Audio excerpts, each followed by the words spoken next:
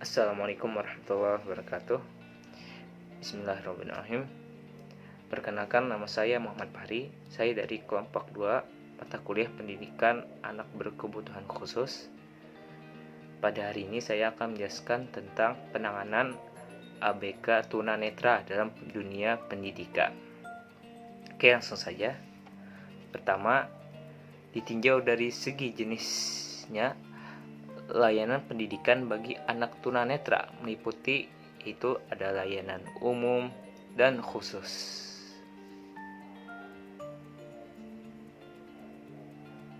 Oke, layanan umum yaitu latihan yang diberikan terhadap anak tunanetra umumnya meliputi hal-hal berikut, ya, seperti keterampilan, kesenian, dan olahraga. Kedua, ada layanan khusus atau layanan rehabilitasi. Nah, pada layanan khusus atau rehabilitasi ini yang diberikan terhadap anak tunanetra yaitu pertama ada latihan membaca dan menulis braille. Kedua, ada latihan penggunaan tongkat. Ketiga, latihan orientasi dan mobilitas. Terakhir, ada latihan visual atau fungsional penglihatan. Kemudian dalam pelayanan bimbingan konseling ada beberapa hal yang dapat dilakukan dalam dunia pendidikan, yaitu pertama, penempatan anak tunanetra. Dalam menempatkan anak tunanetra perlu diperhatikan hal-hal berikut, yaitu pertama, anak tunanetra ditempatkan di depan karena supaya agar dapat mendengarkan penjelasan guru dengan jelas. Kedua, memberikan kesempatan kepada anak tunanetra untuk memiliki tempat duduk yang sesuai dengan kemampuan penglihatannya. Anak tunanetra hendaknya ditempatkan berdekatan dengan anak yang relatif cerdas agar terjadi proses saling membantu, ya. Terakhir, tidak diperkenankan dua anak tunanetra duduk berdekatan agar lebih terintegrasi dengan anak yang baik, yang lebih ya, itu saja. Kemudian bimbingan kedua, alat peraga yang digunakan hendaknya memiliki warna yang kontras. Pada alat peraga bahan cetakan antara tulisan dan warna dasar kertas harus kontras. Kemudian ketiga, ruang belajar bagi anak tunanetra terutama low vision cukup mendapatkan cahaya atau penerangan. Keempat, program bimbingan, pengajaran, dan latihan di sekolah yang berkaitan dengan kebutuhan interaksi sosial anak tunanetra dapat diberikan dalam bentuk pertama, ada bimbingan untuk mengenal situasi sekolah baik dari sisi fisik, bangunan, maupun dari sisi interaksi orang per orang. Kemudian menumbuh kembangkan perasaan nyaman, aman, dan senang dalam lingkungan barunya. Ketiga, melatih kepekaan indera-indera tubuh yang masih berfungsi sebagai bekal pemahaman kognitif, afektif, dan psikimotornya.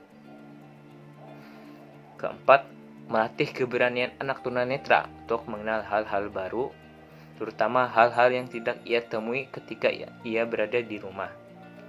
Kemudian menumbuh kembangkan kepercayaan diri dan kemandirian dalam berkomunikasi dan melakukan kontak.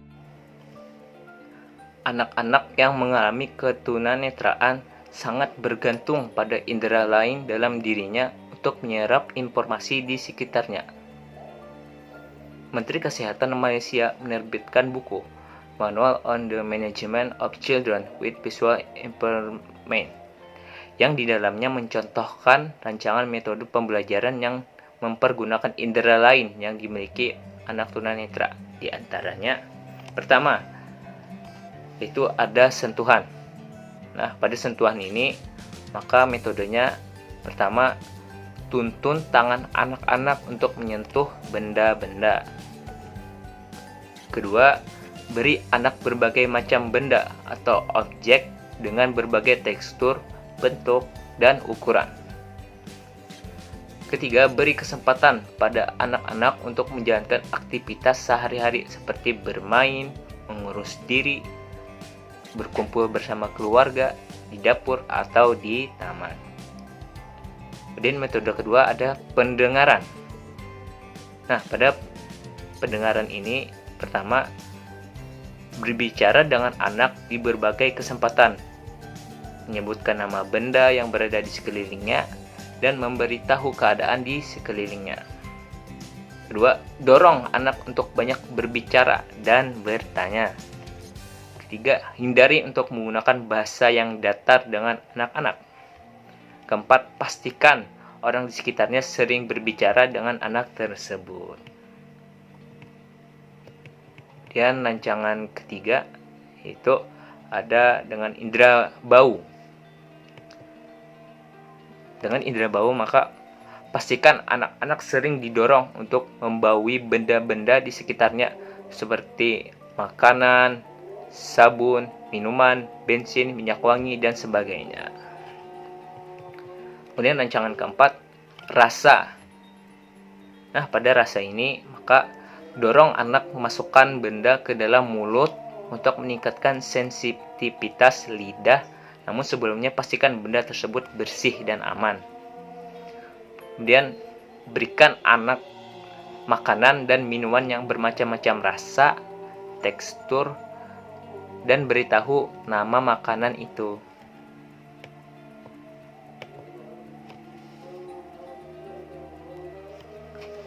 Oke. Dalam mengajarkan pengetahuan kepada anak yang mengalami tunanetra tentu berbeda dengan anak normal.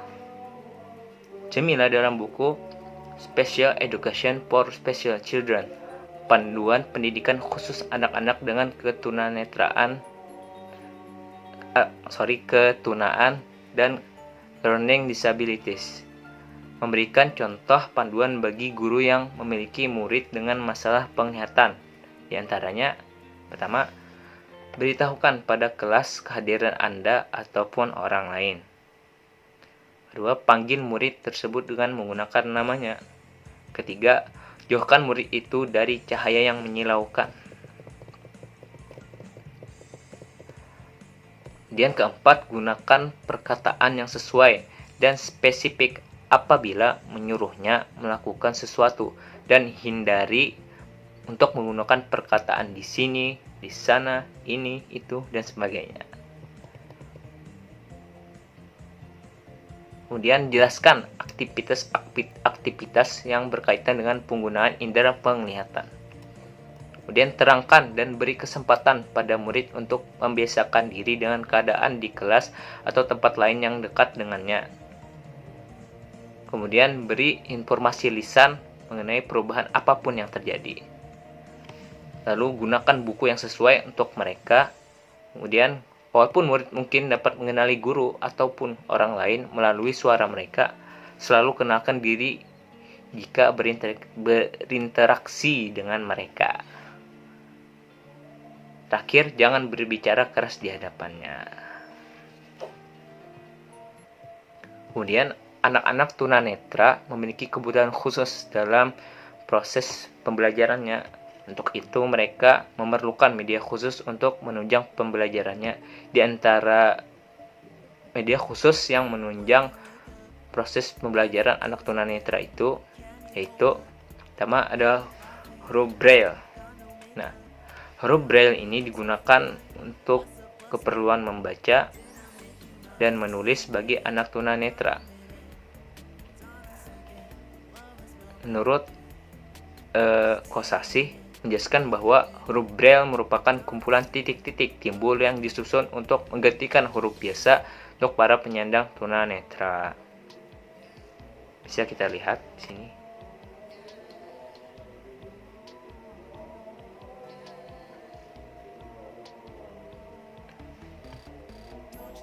Oke, kita lanjut. Kemudian media kedua ada kamera khusus untuk tunanetra. Kamera khusus tunanetra ini diciptakan oleh Chuch Lee dari Samsung Cina. Kamera ini disebut dengan Touch Sight. Kamera ini memiliki layar braille fleksibel yang menampilkan gambar 3 dimensi dengan gambar timbul di permukaannya. Cara kerja kamera ini dengan menaruh kamera di jidat user. Kamera ini dapat merekam suara selama 3 detik setelah tombol shutter ditekan.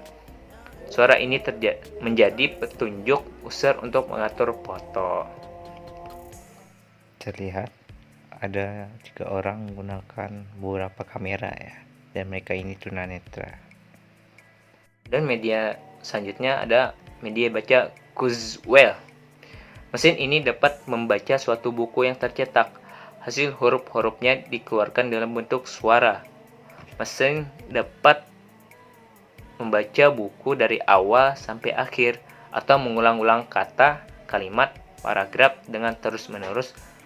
Bahkan mesin juga dapat mengeja kata. Oke, kita lihat di sini ada seseorang sedang memegang suatu keyboard dan buku. Nah, di sanalah mesin itu bisa membaca satu buku yang telah di-scan oleh mesin tersebut. Dan ada juga menggunakan laptop yang disambungkan dengan mesin baca Kurzweil tadi, hingga mampu di-scan oleh mesin tersebut dan muncul di laptop. Ide selanjutnya ada Optacon. Optacon adalah singkatan dari Optical to Tactile Converter. Di alat ini dapat mengubah tulisan menjadi getaran. Optacon terdiri dari satu kamera dengan elemen fotosensitif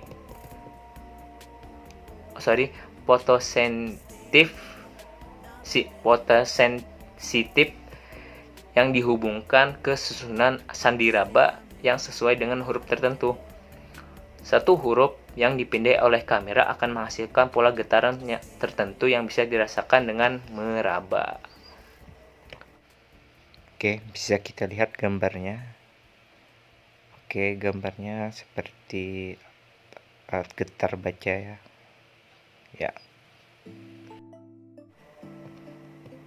Kemudian ada Reglet. Media selanjutnya itu Reglet. Untuk keperluan menulis anak tunanetra memerlukan alat khusus untuk memudahkannya. Alat khusus ini dikenal dengan Reglet. Bisa kita lihat sini.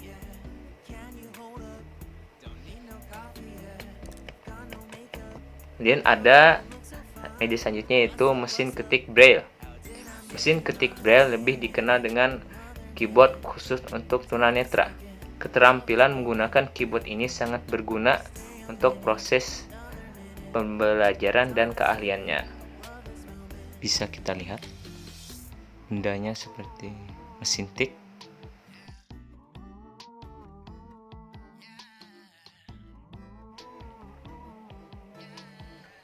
Kemudian terakhir ada papan hitung dan sempoa.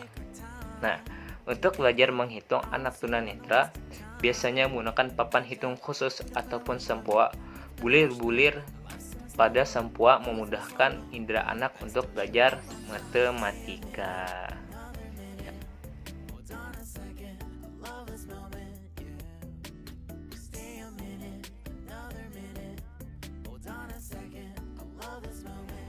Mungkin itu saja video penjelasan dari saya. Mohon maaf bila ada salah kata atau penjelasan saya kurang jelas. Mohon dimaafkan. Wassalamualaikum warahmatullahi wabarakatuh.